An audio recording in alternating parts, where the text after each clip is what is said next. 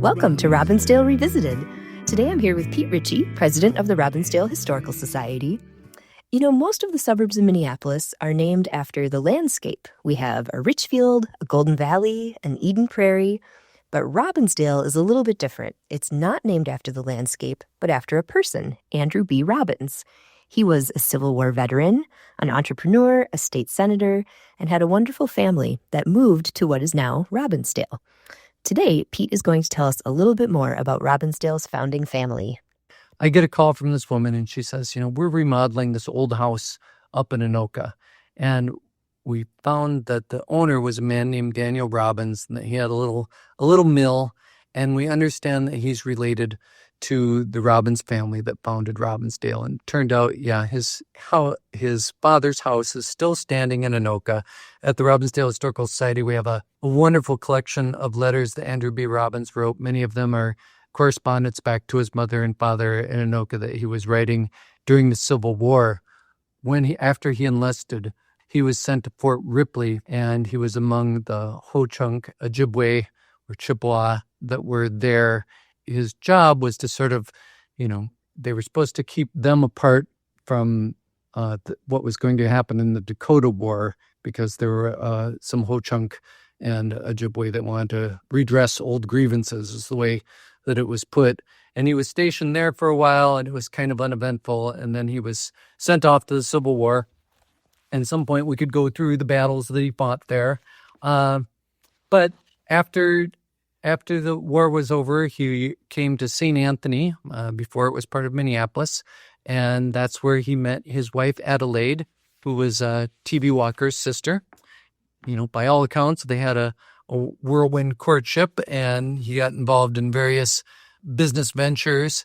And eventually, they went to Wilmer, and he was president of the bank there and was interested in the railroads, was elected to the state legislature. When he gets to Robbinsdale, and he's bought these 90 acres, and he's trying to pick out the place where he wants to build a house.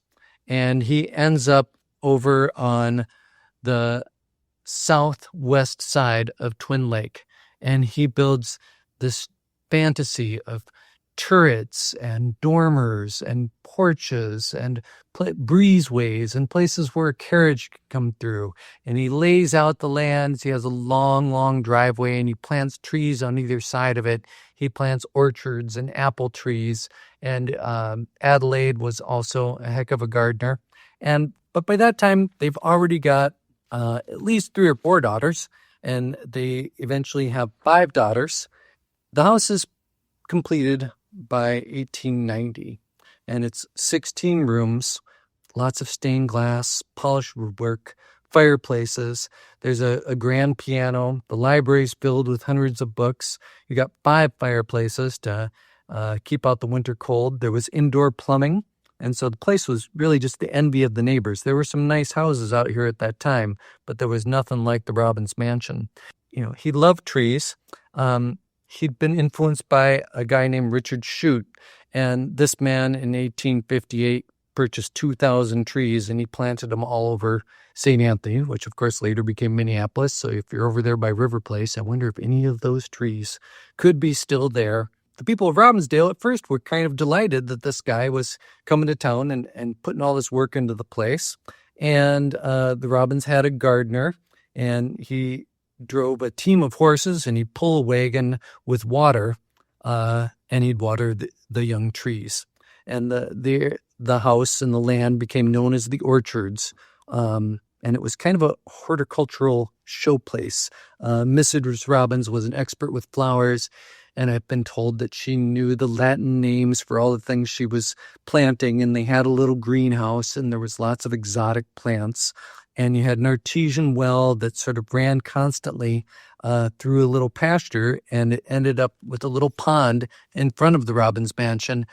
And when you see pictures of this, there's some cobbled together stones, and you'll see the little fountain, and it looks a lot like the stones that are over at Grazier Park. The first time I saw that picture, it was in Helen Blodgett's book, and I'd been over to Grazier Park, and a lot of it didn't look like it does now. A lot of it was covered with dirt, and some of these stones were still sticking out. And I thought for sure this must be the ruins of the Robbins mansion, that this was on this side of the highway. It was actually, not that far away, but had nothing to do with that. And it's always, we've always wondered if somehow that little fountain didn't inspire the water feature that was at Grazier Park. That's a bit of a stretch. The Robbins daughters were all well educated, and they ended up going to the University of Minnesota. I think they all, except maybe one, graduated.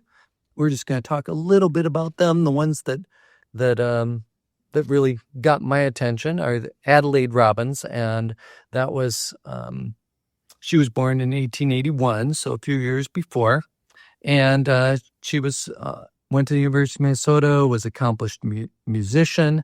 She was also the first one to get married, and she married a guy named Ralph Perkins Gillette. And so the society pages at the time, talked about the bridal shower at the Gillette home in Minnetonka. So it made a big splash, and she married well. Gillette was the owner of the Minneapolis Steel and Machinery Company. And Adelaide lived for a long time. She died in 1965. They had one child, although we just can't find that much about him. He was Louis Gillette. And another Gillette shows up often in Robbinsdale history, and we've never been able to figure out if that one's related. But all of the Robbins girls seem to write poetry. And I'll just read a quick one that is from Adelaide Gillette, although we could read poetry from all of the Robbins girls, and we'll talk about Amy in a minute. But the little poem that she wrote, she published 2 small books of poetry. One was called Interval, and the other one was called Afterglow. And you can still find them on Amazon. You can find them on Google Books. And but I'll read this one. It says, "When the sunset brings the afterglow, bright little windows, row on row, all seem to burn with inward light. Then pitilessly falls the night." And they all kind of rhyme like that. Amy Robbins was always the Robbins daughter that caught my attention the most. She, the earliest things I've read about her is she would show up with her violin at Christmas gatherings in town, and she would, she played and she wrote, and she ended up at the University of Minnesota too. And not only did she graduate, she got a master's degree in architecture. She ended up marrying a man who was a bit of an alcoholic and kind of just took advantage of her a little bit. Her father built her a beautiful house that was near Crystal Lake, and the family that bought it after them left us a nice history of that house, pretty close to where Robbins Landing is now, probably closer to where the funeral home is next door. In her house also, she liked to call the orchards, which can get confusing when you're trying to finish which house is which. Amy Robbins really kind of put herself on the map when she decided that, this relationship wasn't working with her husband, and World War I was breaking out, and she wanted to do something for her country. She was inspired by her mother's, who was a nurse in the Civil War, and her father's Civil War service. She enlisted. The first thing she did was teach soldiers telegraphy at Fort Snelling. And then she went and joined the Women's Naval Service and Training School and worked in the radio department there. And then she went to France and accepted a job as a canteen worker. She was, a little older, in her early 40s. That was just the sort of canteen worker they wanted, somebody who seemed like they were a little bit motherly. After a while, though, she wanted to take on more, so she volunteered with the Red Cross and served right on the front lines, worked in ambulances, and unfortunately, it just became too much for her, and she had to get out of the battle zone and had a nervous breakdown, but ended up working in the south of France, teaching soldiers how to identify aircraft. After the war, she came back here, and she wrote a book called Echoes of France, and it was pictures and poems about her experience. And it's, of course, dedicated to her parents and their Civil War service. It's really quite beautiful, and it got a lot of attention, and it's also something that you can find on Google Books, and you can find it on Amazon. It's not cheap, but it's a beautiful book to own, and it's beautifully illustrated. But that all led her to getting involved in politics, getting involved with the BFW, and she was the first female vice commander of the BFW, raised a little bit of a stir there. And then she started, she was a fan of Wilson, and she was very interested in the founding of the League of Nations and worked on some of the legal documents that helped create that organization. But of course, we didn't join it. So it didn't amount to that much. Then she got involved with her other sister, Edith, was the executor or executrix of her father's estate. Andrew B. Robbins died in 1910, but while Amy was away, Edith started running the real estate business. When Amy came back, they opened up a little tea house that was just north of 42nd and West Broadway and on the west side of the road. They also made the real estate office there. And since Amy Robbins had a little background in architecture and design, she was known as Amy Robbins Ware. She divorced her husband, but kept the last name. They built at least 10 houses as you go north on the west side of West Broadway there. You can still see them. And, they're representative of the time, some bungalows, some four square, but they all have Amy Robbins' touch. The tea house stood until the 1970s when it was torn down for the funeral home that's there now. They did serve tea there. They rented it out for various functions. We have pictures of all the firemen sitting there having a meal.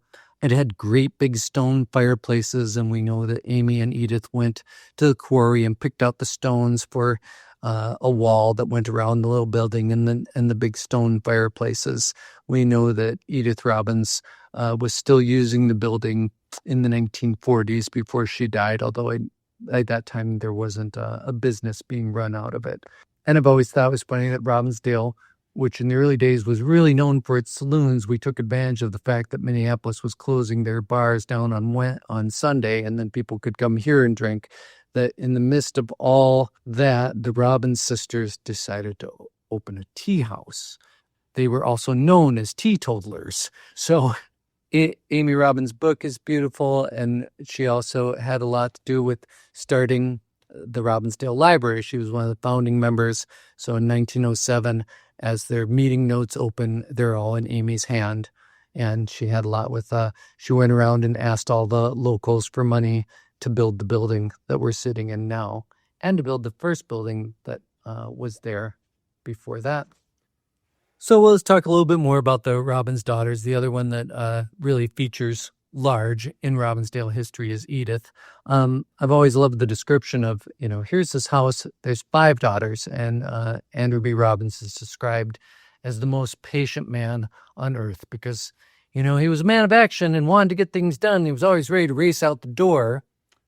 His daughters were not always ready. His wife and daughters were not always ready to just get going and get out the door. So, we're going to turn that clock back to about 1907. Remember, Andrew B. Robbins dies in 1910. So there's quite a few Robbins weddings that year. Edith was also married that year. So Edith Austin Robbins was married in October 1907 to Thomas Lester Daniel. So Edith they all seem to keep that Robbins name, but she's often referred to as Edith Robbins Daniel. And so she's 36 years old when she gets married. She was born in 1871 and was definitely older than any of her sisters when they were married. But she lived a long life, and she stayed in Robbinsdale the whole time. Amy stayed in Robbinsdale too, but Edith was here until she passed away toward the end of World War II.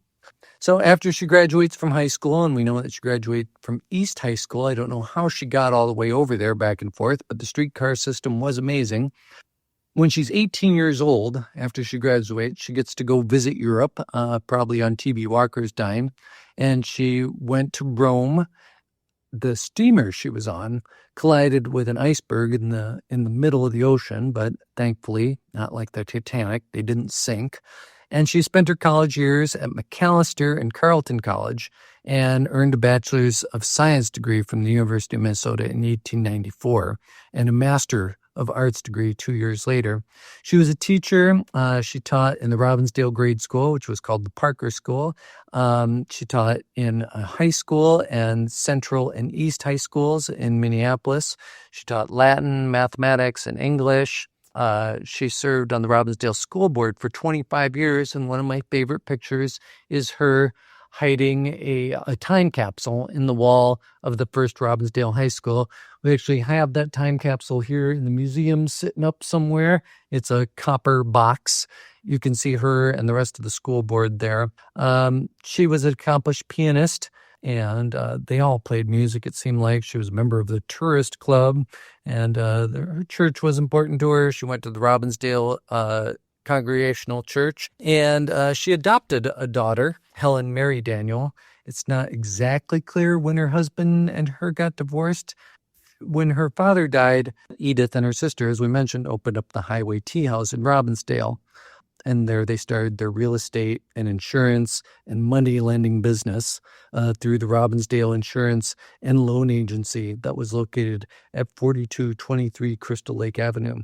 They also handled the financial affairs of the Andrew B. Robbins estate. So I think what best describes Edith's trials and tribulations maybe in running her father's business and opening the tea house and doing a real estate and loan business, and Amy trying to help her out.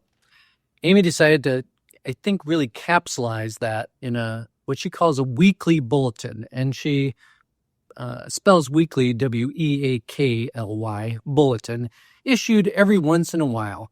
This one is issued January 9th, 1919. We do not accept advertisements of patent medicines or Wilson's Face. I don't know what Wilson's Face is, but there were a variety of people selling patent medicines in Robbinsdale, and we have some of their advertising and some of their little bottles of snake oil right here in the museum. So this one begins, weekly bulletin issued every once in a while, January 9th, 1919. We do not accept advertisements of patent medicines or Wilson's Face. Wave of crime in Robbinsdale. Charles A. Garner, our genial mail clerk, has been sentenced to serve 2 years in the federal prison at Leavenworth for robbing the U.S. mails. W. A. Farr, our friendly and respected bank cashier, has been sentenced to serve 2 to 30 years in Stillwater. He entered a plea of guilty for making false entries in the books. He is greatly missed from our midst, but not as greatly as the large amounts of cash that many of our citizens are missing. Our well-known hardware merchant, George S. Nash, has turned over his stock to be sold to satisfy his creditors. He probably carried the largest overdraft in many years at the Robbinsdale Bank that has never been able to support a man of his size. It is also reported that the Kirkwood Auto Company has been forced to pay the sum of $1,000 every week to apply to their indebtedness to the wreck of the Robbinsdale Bank. The Kirkwood Company borrowed $39,000 from the bank, which had a capital of $10,000. The Roth grocery store also borrowed far beyond their depth and are liable to be drowned in the crash. All this goes to show that women should not be allowed to transact business. $35,000 worth of Liberty bonds are missing from the archives of the great banking institution. We do not stoop to village gossip, as do some of our contemporaries. Multi-millionaire Thomas B. Walker visits our village. It is officially reported that T.B. Walker, known to many of the villagers as Uncle T.B., visited his sister, Ms. A.B. Robbins, this week. It is said that it gives a great deal to his sister, a great deal of advice, and quite a few jugs that have been canned out of his art gallery. Ms. Robbins returned to Minneapolis with him to spend the weekend at his palatial home on Groveland Terrace. We understand she ate 2 turkeys before she returned. Whole family most cruelly inoculated. Ms. Robbins and her daughter and granddaughter and Ms. Charles Glass were inoculated against the influenza. The deed was done by Dr. C.M. Olson, an accomplice of Dr. F.S. Rhoda. They are still recovering at their home. Heavy silver-mounted handbag seen hanging from the wrist of Edith Robbinsdale, who is reported to be deeply in debt. We have learned that it is a gift from Mrs. Charles S. Pillsbury. Dr. Rhoda and Mrs. Rhoda returned from their large New York hotel. Mrs. F.C. Rhoda went to New York to bring back her husband, who was returning from France. She secured him as he left the boat, and after serving a short term at one of the largest and most expensive New York hotels, she brought him home. They're at the Curtis Court until they start living someplace else. Helen Mary Robbins lost her first tooth. The beaming smile of our infant movie star is now marred by the loss of a first tooth. She is working overtime to build a new one. A full report of the health officer shows that the entire family are in perfect health. Ms. Robbins is younger than at last report. She has been twice arrested for speeding, but the last time the mounted police could not catch her. Next bulletin, issued this time soon. Gossip must be in by 4 o'clock of each week. The bulletin and home and fireside of 1 year for 30 cents. If this coupon is sent. Yeah, so we've spent a couple hours just kind of talking through the early days of Robbinsdale. We could spend a couple hours just talking about the Robbins family. We could spend a couple hours just talking about the Nassett family, the Shumways, the Parkers. We've got so much correspondence here at the museum. We have so many records and pictures and newspaper articles. And the story of Robbinsdale is just kind of right there. And you can reach out and listen to it and grab it and see it. It just changes your perspective as you drive down the street and you think, what used to be there? What used to be there? And sometimes it's still there. That barn from one of the early settlers is still back there, just off of West Broadway. Some of these old houses that were built by the Robbins family from his first subdivision that was platted here, Robbinsdale Park, they're still standing back here behind the Robbinsdale Historical Society. So next time you drive by, you'll know that was Robbins. And it was the building boom. They built 13 houses. Of course, then the stock market crashed in the 1890s and had a big depression, and he did get some other things built. But we know the city didn't fill it until much later. Thanks for listening. I'm Crystal Boyd.